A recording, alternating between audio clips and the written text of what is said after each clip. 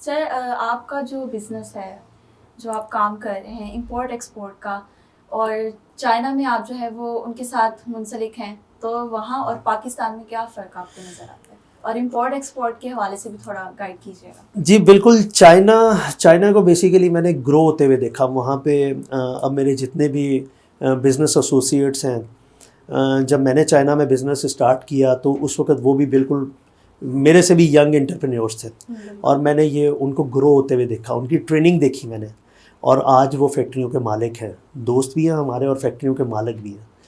تو میں نے وہاں پہ یہ دیکھا کہ چائنا نے اپنے بزنس انڈسٹری کے لیے جو کام کیا وہ پوری دنیا میں مجھے کہیں نظر نہیں آیا. بالکل، یہ تو بات ٹھیک ہے. میں نے دنیا کے کافی ملک گھومے جہاں پہ میں نے صرف اپنے بزنس کے لیے ورکنگ کی، تو لیکن مجھے چائنا سے زیادہ بزنس ورکنگ کسی کنٹری میں نظر نہیں آئی. اسی لیے آج چائنا کی چیزیں، جو ایک وقت تھا کہ ہم لوگ کہا کرتے تھے کہ جی چائنیز پروڈکٹ ہے یہ نہیں چلے گی، نہیں چلے گا، وہ نہیں چلنے والا ایک کانسیپٹ یہ تھا کہ ہم ان کو پیسے اتنے دیتے تھے کہ وہ اتنا ہی چلے گی.